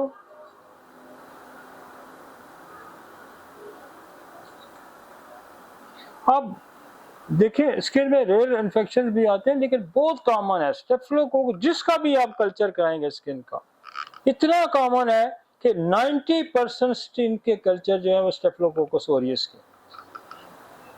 और जब तक आप स्टेफिलोकोकस ऑरियस का इस्तेमाल नहीं करते, आप जो लोग कहते हैं ना वो जी 10% केस ठीक होते हैं, वो इसी वजह से कहते हैं। हम तो नहीं कहते 10% ठीक। 10% ठीक होते तो 50% की आबादी दुनिया की होम्योपैथी पे ना लग पड़ती। लोगों को मिसलीड करने वाले बड़े लोग हैं। खुदा का कानून बेशुमार नबी उसने भेजे ना, उन नबियों के पैगामात को लोगों ने मिसलीड नहीं किया, खराब किया, शैतान दाखिल हो गया, उन्होंने कहा नहीं ऐसा नहीं हो सकता, ऐसा होता है। इसीलिए ये होम्योपैथी, ये लॉ ऑफ नेचर है, ये अफाकी निज़ाम है, ये कुदरती निज़ाम है, ये इंसानों की सेहत का जामन निज़ाम है। इसको ये शैतान जो है ना, शैतान इवल, ये इसको खराब करता है। नेक्स्ट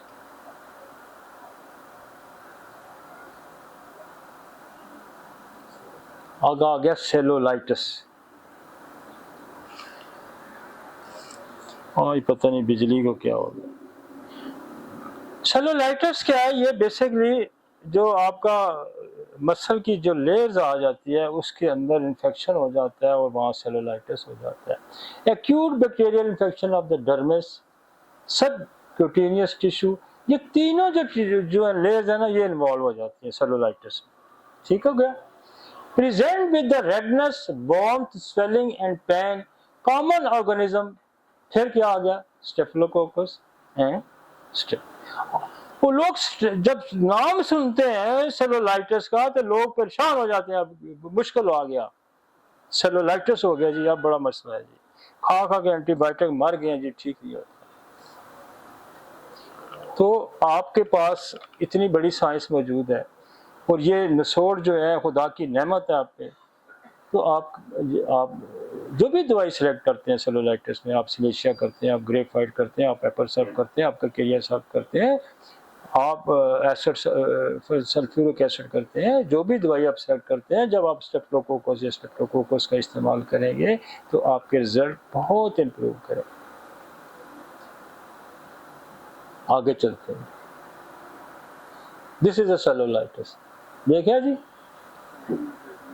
ये रेडनेस हुई है और ये बढ़ते बढ़ते ना यही सेलुलाइटिस में किधर चला जाएगा? नेक्रोसिस की तरफ चला जाएगा, नेक्रोटाइजिंग की तरफ चला जाएगा, ये फिर जो है ऑस्टियोमाइलाइटिस की तरफ चला जाएगा।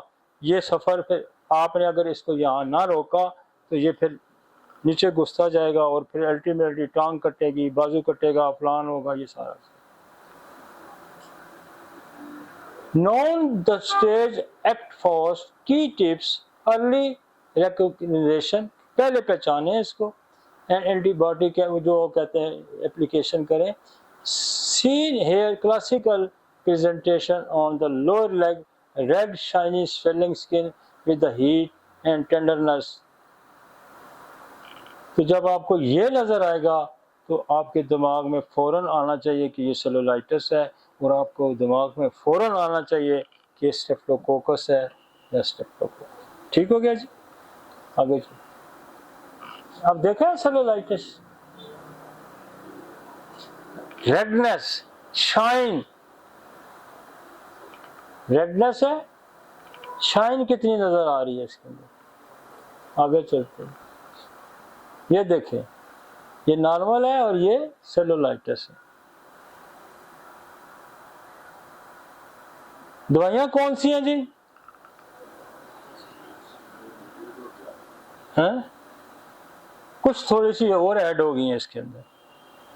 वहाँ आपको सिलेशिया नज़र नहीं आई होगी, यहाँ सिलेशिया नज़र आ जाएगी, यहाँ ये ऊपर से, हाँ, एंथ्रेक्सिनम, बेसिलियम, ट्यूबरकुलोनियम, ये दो तो इसके नसोड़ हैं बड़े आम, लेकिन इन नसोड़ को भी हम पावर देते हैं एंथ्रेक्सिनम से, बेसिलियम से, कार्सिनोसल मेलानोमा से, इसको भी स्ट्रेंथन करते हैं। सिफिलिनियम भी सेलुलाइटिस करता है और आर्सेनिक एल्बम करता है, सिलेशिया करता है। सबसे ज़्यादा जो सक्सेस रेट है यहाँ इन दवाइयों के बाद वो है सिलेशिया का। बहुत सारे केस स्केल कार से भी ठीक हुए, बहुत सारे केस आर्सेनिक से भी ठीक हुए, बहुत सारे केस फ्लोरिक एसिड से भी हैं, सल्फ्यूरिक एसिड से भी हैं, क्रिकेरिया सब। लेकिन टॉप पे अगर मैं किसी को रखूँगा तो ग्रेपफाइट और सिलेशिया। ठीक हो गया जी? आगे चलते हैं। बेसिकली जब आपको बात समझ लग गई है, मेरा बताने का मकसद आपको बात समझ आनी चाहिए कि वजह पीछे कौन सी है। वो दवाइयाँ कहाँ जगेगी? अब कहते हैं ना सिलेशिया हर जगह आपको नजर आएगी, लेकिन सिलेशिया हर जगह काम नहीं करेगी। क्यों नहीं करेगी? टीबी का पेशेंट है तो आपको ट्यूबरकुलोनियम देनी पड़ेगी, तो फिर सिलेशिया काम करेगी। स्टेप्टो का पेशेंट है तो स्टेप्टो देनी पड़ेगी, स्टेफ्लो का पेशेंट है तो स्टेफ्लो देनी पड़ेगी, कैनाडीडा है तो कैनाडीडा देनी पड़ेगी, इकोलाई है तो इकोलाई देनी पड़ेगी। तो सिलेशिया से हम काम लेंगे, लेकिन सिलेशिया की हम मदद कैसे करेंगे कि जो काज है, बेसिकली सिलेशिया ने तो अपीयरेंस उसकी पैथोलॉजी है कि वो पस पैदा करता है, लेकिन वो पस पैदा क्यों हुई, उसका कॉजेटिव फैक्टर क्या था। और दुनिया में कोई हल नहीं है, दुनिया में एक ही लॉ ऑफ नेचर है मसाइल का, प्रॉब्लम का, चाहे वो सोशल है, चाहे वो फिजिकल प्रॉब्लम है, चाहे वो इकोनॉमिकल प्रॉब्लम है। वजह, कॉज, सबब और उसकी। एक बंदा गरीब है, अब गरीब क्यों है, कमाता नहीं है तो गरीब है। क्या कमा के तो लाता है कि जुआ खेल जाता है, क्या कमा के आता है रोज डाका पड़ जाता है। तो उसको ठीक करना है ना, अगर कमाता नहीं है तो उसको रोजगार पे लाना है ना, तो फिर उसकी गुर्बत दूर होगी। अगर कमा के लाता है तो जाके जुआ खेल रहा है तो उसको जुआ रोकना है ना, या उसके यहाँ डाके पड़ते हैं तो उसके डाकों को रोकना है, या उसकी औलाद जो है वो ना बज पैदा होगी और खर्च पैदा होगी तो उसको रोकना है ना, तब उसकी गुर्बत ठीक होगी ना। तो बीमारी को भी ठीक करने का तरीका है। और अनिमन ने बड़ी सोच समझ के अफरोजम नंबर 3 लिखा है, बड़ी सोच समझ के। सिम्टम के पीछे बीमारी, बीमारी के पीछे सबब, और बीमारी को ठीक करने के लिए आपको अद्वियात का भी इल्म जरूरी है और उसके सेहतमंद होने में हाल रुकावटों का भी आपको पता हो। आप किसी दफ्तर में काम करने जाते हैं, वहां क्लर्क की बदमाश बैठा हुआ है, वो कभी फाइल को इधर कर देगा, कभी फाइल को उधर कर देगा, आपके पांव ही नहीं टिकने देगा, फाइल ही गुम कर देगा। तो जब आप उसका बंदोबस्त करेंगे तो फटोफट हो जाएगा, और चाहे अफसर भी राजी हो करने के लिए, फिर भी फाइलें नहीं मिलती। ऐसे ही है ना।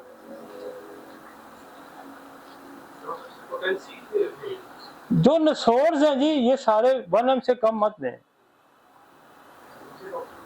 और नीचे वाले भी हैं, ये भी 1M से कम ना दें। नीचे बड़ा टाइम लग जाएगा आपको, ये लाइफ थ्रेटनिंग डिजीजेज हैं। हम श्लेषा बल्कि सिंगल डोज पे भी मैं इंसान नहीं करता, मैं 2 दिन दे देता हूँ, फिर हम हफ्ते में जाके रिपीट करते हैं। तो नीचे वाली पोटेंशियल काम करने के लिए बात इंसान को जिंदगी की बीमारी के लिए मोहलत ही नहीं मिलती आपको उसको संभलने के लिए। स्ट्राइक करें, सही स्ट्राइक करें, दुरुस्त स्ट्राइक करें। और ये लॉ सिमिलर यही है कि बीमारी से ताकतवर दवाई दाखिल दाखिल। आप किसी दुश्मन की फौज से लड़ रहे हैं तो उससे कमजोर फौज देके फौज सारी मर जाएगी आपकी, उससे ताकतवर फौज भेजें। और उसको देखें ना, लड़ाई के असूल हैं कुछ, कि आप एक प्यादा फौज भेजते हैं, पीछे उसको तोपखाने का कवर देते हैं, फिर कोई उसको एयर कवर देते हैं, ऐसे ही होता है ना, फिर टैंकों का कवर देते हैं, फिर आपका प्यादा। ये श्लेषिया प्यादा है, इसको आपने तोपखाने का कवर देना है, आपको एयर कवर देना है, फिर ये मारेगा बंदे को। वगैरह तो ये पोन के पर फारो, आप खुद ही जब उसको अगर से धक्का मर लगेगा तो ये वापस होगा। समझ आइए, फौजी बैठा हुआ है यहाँ पे। फौज का क्या असूल है कि उसको उस अपने जो इन्फेंट्री होती है, उसको कहते हैं जो प्यादा फौज होती है, उसको कवर दिया जाता है। वगैरह बेचारा फायर तो मारेगा, पीछे से सपोर्ट के साथ मारेगा कि जाके पीछे ना फौज उसकी बैक कवर ना तोड़ के रख दे, उसकी सप्लाई लाइन ना बंद कर दे। कवर क्या होता है, पीछे तोपखाना है, टैंक है, एयर स्ट्राइक है, ऊपर आपका जैमर सिस्टम लगे हुए हैं ताकि दुश्मन को कमजोर करके मारना होता है। तो ये जो साइकोलॉजी है, ये जो मेथड है इंसानों के फाइट्स के, जंगों के जीतने के, यही फाइट के पूरे मेथड इंसानी जिस्म में भी लागू होते। और हमने आके ये कहा कि नहीं भाई, इसको तोपखाने की भी जरूरत है, इसको एयर कवर की भी जरूरत है, तब ये श्लेषिया काम करेगी, वगैरह ये मारा जाएगा श्लेषिया। क्योंकि बीमारी आगे बड़ी खौफनाक है और उल्टा पड़ जाएगी गले। आप सांप को मारने की सलाहियत नहीं रखते, आप डंडा मारे सीधा आपके ऊपर। शेर को मारने की सलाहियत नहीं रखते, आप उसको डंडा मारे खा जाएगा आपको, जब तक आप उसको फुल कवर नहीं देंगे। तो ये फुल कवर प्रोटेक्शन है एंथ्रेक्सिनम की, स्टेफलो की, ताकि आपका श्लेषिया, आपका हेपरसर, आपका वायोला, आपका सेक्यूटा, आपका कार्बोनियम सेल, ये काम करेंगे। आप समझ आइए जी। दुनिया जो मरते हैं जो दुनिया जो कहते हैं जी कि वो जी दवाई काम नहीं करती, उल्टा गले पड़ गई, उसकी वजह ये है कि उनके पास कोई डिफेंस मैकेनिज्म दुरुस्त नहीं है। हम दुनिया को पहली दफा ये इन क्रोनिक डिजीजेज में, मुश्किल बीमारियों में कहीं भाई डिफेंस लेके कार से चलोगे फिर सक्सेस होगा, वरना आपने फौज उतारी है, वो बेचारा बंदूक से क्या करेगा, नहीं तो उसको तो आगे पड़ने हैं फायरों पे फायर। तो उसको लड़ाने के लिए जरूरी है कि उसको पूरी बैक सपोर्ट चाहिए होती है, उसको एनर्जी चाहिए होती है, उसको खुराक भी चाहिए होती है, उस प्यादा फौज को उसको सप्लाई भी चाहिए होती है। सप्लाई हमारी क्या होती है कि जब गैंग्रीन हो जाती है तो आपकी वो सप्लाई, हम की कौन सी सप्लाई बहाल करते हैं, सबसे पहले ब्लड सप्लाई बहाल करते हैं, वो जिंदगी लाते हैं, फाइट भी करता है अगेंस्ट द बैक्टीरिया, साथ साथ सप्लाई भी रखते हैं। सप्लाई कैसे होगी कि उसके लिए रास्ता बनेगा, वरना आपकी सप्लाई लाइन कट गई, आपका प्यादा वहीं मारा गया, आपने जो स्लेशिया इस्तेमाल की थी उसने वहां किल हो जाना है, फारक उल्टा रिवर्स आ जाए, जैसे पोरस का हाथी पीछे रिवर्स कर आया था। तो ये क्या करते हैं फिर आगे से जब इनको चपेड़े पड़ती हैं तो ये फिर वो पोरस के हाथी वाला स्वाब बनता है कि जब स्लेशिया को परसटीला को आगे रुकावटें मिलेंगी तो वो फिर अपनी फौज पे चढ़ दौड़ेगा, क्योंकि ला फितरत है कि जब तक आप जो है ना उसका पूरा बंदोबस्त करके बीमारी के खिलाफ फाइट नहीं करते। और हमने ये स्लेशिया का, परसटीला का, स्केल कार का और सेने का बहुत पुराना, हमने जब हमें यहाँ तक पहुंचने 30-40 साल लगे हैं। उसकी वजह यह है कि हम नाकाम होते थे, फिर हमने कहा यार इसका कोई बंदोबस्त करो। हमने तो जिंदगी में सुकून का सांस नहीं लिया कि बीमारी को कंट्रोल कैसे करना है। और आज जो होम्योपैथी की शक्ल, ये मेरी बनाई हुई शक्ल नहीं थी, हमने इस शक्ल को फरोग दिया, लोगों को समझाया। ये बनाई तो हनीमन ने थी, ये बनाई तो है ही नहीं थी, कैंट वाला लोगों ने बनाई थी, लेकिन लोगों को इससे डिट्रैक्ट किया। उन्होंने ये मैक्रो ब्रेन खरीदे, छोटे छोटे शहदोले वाले जो दिमाग होते हैं, जिनको जिधर कोई पकड़ के ले चलता है, ऐसा होता है ना, उसका अपना कोई दिमाग काम। इन्होंने मवेला किया, नहीं जी हम तो अलामतों का इलाज करते हैं। यार एक बहुत, मैं आपको बताऊं कि मैं बरसों जिंदगी ये बोलता रहूं, इतनी बड़ी साइंस है कि ये खत्म ना होने वाली साइंस है, ये ना खत्म होने वाली साइंस है। और इससे बड़ी दुनिया में कोई साइंस नहीं होती। अगर इससे बड़ी साइंस होती कि आज बेशुमार पीएचडी डॉक्टर, बेशुमार एलोपैथिक डॉक्टर होम्योपैथी को पढ़ते हैं और इस्तेमाल करवा रहे हैं। ठीक हो गया जी।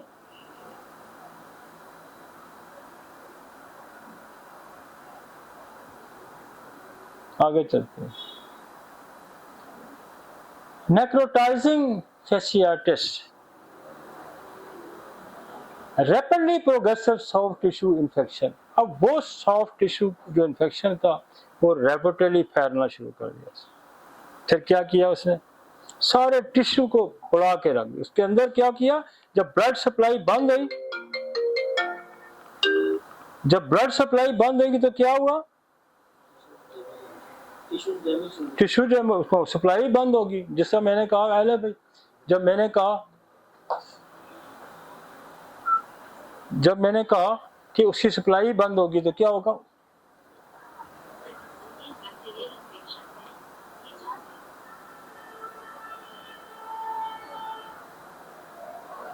जब मैंने कहा कि उसकी सप्लाई बंद होगी तो टिश्यू मरना शुरू हो गया। और टिश्यू का मरना भी एक बड़ी मुसीबत है कि आप एक मुर्दा चीज को घर में रखेंगे तो 50 बीमारियां पैदा करेगा, यही है ना। अब फिर कि वो मुर्दा चीज आपके साथ है, अब वो क्या करेगी, मुर्दा चीज आपको खराब, वहां बैक्टीरिया फौरन आके हमला करेगा, वो आपके जिस्म को खराब करना शुरू कर देगा। तो वो क्या कहते हैं, अब उनके पास कोई हल नहीं होता, वो क्या कहते हैं, काटो काटो इस मुर्दे को, फेंको बाहर, वो करना आपका पूरा बाजू खराब हो जाएगा, ये कहते हैं ना। लेकिन हमारे पास जो यही कहते हैं, उनके पास कोई हल नहीं है, टांग काट दो, बाजू काट दो, जो गैंग्रेनस या नेक्रोटिक हिस्सा है उसको काटो, फटोफट काटो। और फिर हमने इसको सप्लाई भी बहाल करनी है, हमने उस बैक्टीरिया को भी मारना है ताकि मजीद इसको अंदर खराबी, जब बैक्टीरिया मरेगा तो खराबी बनना बंद होगी। ठीक हो गया, बंद होगी तो फिर हमारी जो मेडिसिन है इसकी सप्लाई को ठीक करेंगे, रिपेयर करेंगे और फिर बंदा ज़िंदगी आ जाएगी। Severe pain, fever, systematic toxicity, medical and surgical emergency है ये। आगे दिखाएंगे जरा पिक्चर।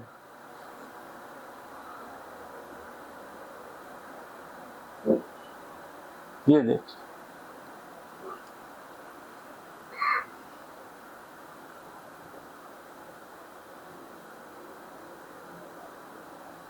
ये देख। अब यहाँ क्या हुआ कि बैक्टीरिया है, ये स्टार्ट हुआ, ये हुआ, ये हुआ, ये हुआ। इसके पीछे क्या था? बैक्टीरिया। अब ये बढ़ते बढ़ते इसने ऑस्टियोमाइलाइटिस कर देना है। फिर क्या होगा? गैंग्रीन हो जाएगा। फिर क्या होगा? इम्पोर्टेशन। और खुदा का फजल है, मैं आपको वैसे मैं नहीं बताना चाहता था, लेकिन मैं आपको बताऊं। मेरे अभी प्राचा साहब का फोन आया ना, तो मुझे याद आ गया। हमारा दोस्त है, प्रोस्टेट सर्जन है, तो उस दिन हमारे घर बैठे हुए थे, उन्होंने इसी तरह की तस्वीरें दिखाई। पहली स्टेज, सेकंड, ये स्टेज उन्होंने यहाँ से शुरू की, फिर हीलिंग स्टेजेस जो दिखाते थे, फिर यहाँ। वो कहते मेरे पास एक केस आया था गैंग्रीन का, तो मैंने उसकी ये लेयर उतारी, तो मैंने कहा यहाँ तो बीचे सप्लाई बिल्कुल ही बंद है। उनके पास तस्वीरें हैं, हमने तो कभी तो यहाँ सप्लाई बिल्कुल बंद है। तो मैंने इसको खुरच के फिर मैंने आपके पास भेज दिया। तो उसने, प्राजा साहब ने ये सारी तस्वीरें रखी हुई हैं।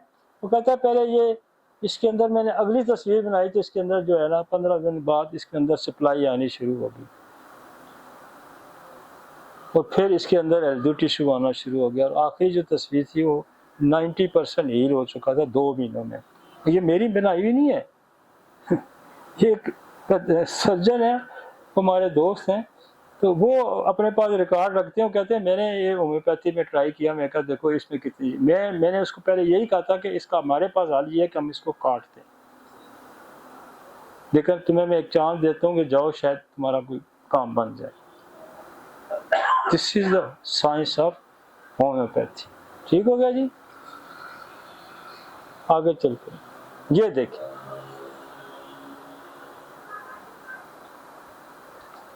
ये देखें इसका सारा ये बाजू फैल पूरे के सीने पे सारा ये, दिस इज द नेक्रोसिस।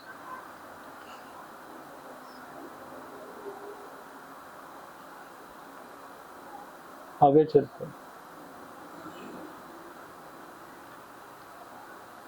इसका कॉजेटिव फैक्टर क्या था? पीछे दें क्या बता रहा था?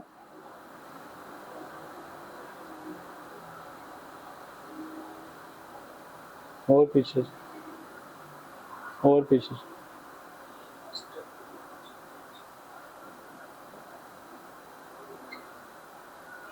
नहीं, इसका कॉजेटिव फैक्टर भी वही 2 बड़े बैक्टीरिया थे। एक मिनट रुको यहाँ, हाँ ये आ गया, स्ट्रेप्टोकोकस ग्रुप ए, उसके बाद स्टेफिलोकोकस ओरियस।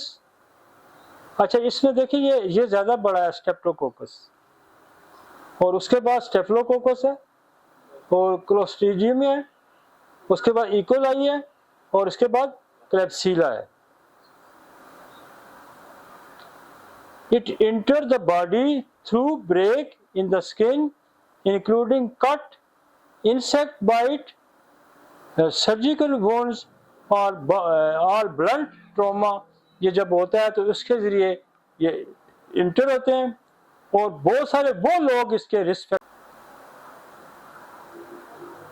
इसकी नेक्रोजिंग फेशिएटिस सिम्टम क्या होती हैं? सडन पेन होता है, टेंडरनेस होती है, area of the skin swelling, redness, और spread quickly, fever and chill, fatigue, skin turning purple और ब्लैक, ब्लिस्टर बनते हैं, अल्सर बनते हैं। आपको मैं बताऊं कि जो ब्लिस्टर बनते हैं, मेरे ज़िंदगी का एक बड़ा खूबसूरत तजर्बा है कि जहाँ ब्लिस्टर बनते हैं, और मैं पिछले कोई कुछ अरसे से, कुछ मतलब 8-10 सालों से ये सिफिलिस का बड़ा खासा है। मैं एक ही दवाई यूज़ करता हूँ, सिफलिनियम। इवन बच्चे पैदाइशी तौर पे जिनके ये बुल्लेस बनते हैं ना, बिल्कुल बेचारे तबाह हो जाते हैं, उनकी जिंदगियां खत्म हो जाती हैं, ज़्यादा सारी स्किन पे बुल्लेस बने हुए, और सिफलिनियम बिल्कुल आस्ता आस्ता आस्ता उसको साफ करके रख दें।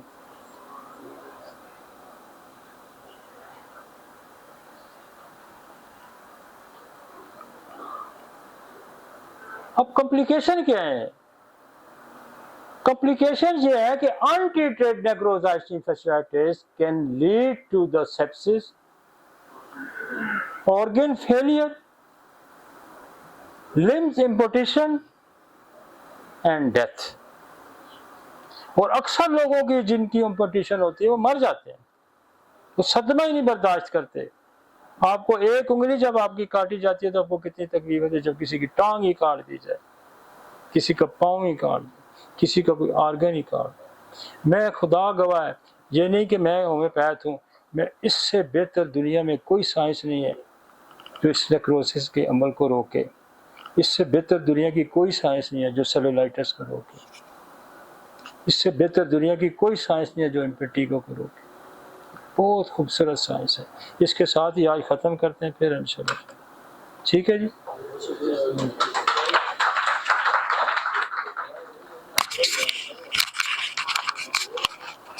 गर्मी बहुत सी तो